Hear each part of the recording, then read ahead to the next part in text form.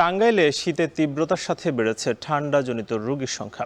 সবচেয়ে বেশি আক্রান্ত হচ্ছে শিশু ও বৃদ্ধরা। এ নিয়ে আরো জানাতে টাঙ্গাইল জেনারেল হাসপাতাল থেকে যুক্ত হচ্ছেন কাউসার আহমেদ। কাউসার, জানাবেন যে প্রতিদিন কতজন রোগী ঠান্ডাজনিত সমস্যা নিয়ে হাসপাতালে ভর্তি হচ্ছে এবং সেবা কতটা পাচ্ছে?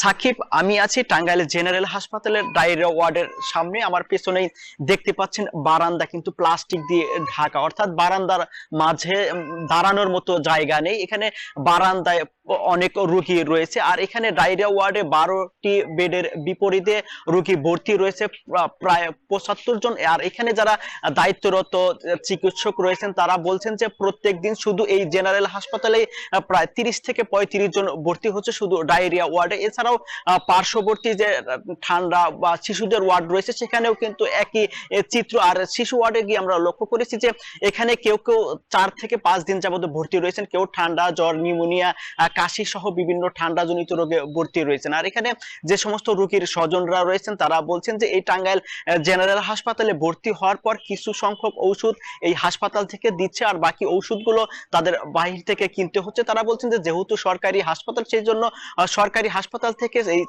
চিকিৎসার যে ওষুধগুলো লাগে সেগুলো দিলে যারা নিম্ন আয়ের মানুষ রয়েছেন তাদের অনেক উপকার হতো। আর এই চিত্র কিন্তু টাঙ্গাইলের যে উপজেলা স্বাস্থ্য কমপ্লেক্স গুলো রয়েছে সেগুলোতেও একই চিত্র। আর এছাড়াও যে টাঙ্গাইলের পার্শ্ববর্তী যে টাঙ্গাইল মেডিকেল কলেজ হাসপাতাল রয়েছে সেখানেও এই ঠান্ডাজনিত রোগী ও ডায়রিয়ার রোগীর আমরা ভর্তি রয়েছে বলে আমরা তথ্য পেয়েছি। আর এখানে যারা রোগীর স্বজনরা রয়েছেন তারা বলছেন যে হাসপাতালের ওয়াশরুম থেকে শুরু করে বাহিরের পরিবেশ অনেকটাই অপরিষ্কার, দুর্গন্ধ ছড়াচ্ছে। আর আমরা লক্ষ্য করেছি যে এই যে দুর্গন্ধ ছড়াচ্ছে এর জন্য যারা রোগীর স্বজন রয়েছেন তারাই দায়ী। আমার পিছনে দেখতে পাচ্ছেন যে এই যে মানে গেটটি রয়েছে, এই গেট দিয়ে কিন্তু রোগীর স্বজন ও রোগী প্রবেশ করে এবং ভিতর থেকে বের হচ্ছে।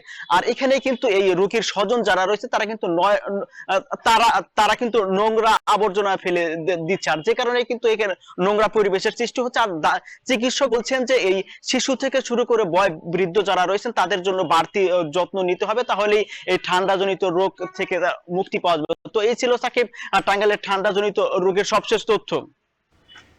ঠান্ডাজনিত রোগী বেড়েছে সেই খবর টাঙ্গাইল থেকে যুক্ত হয়ে জানাচ্ছিলেন কাউসার আহমেদ।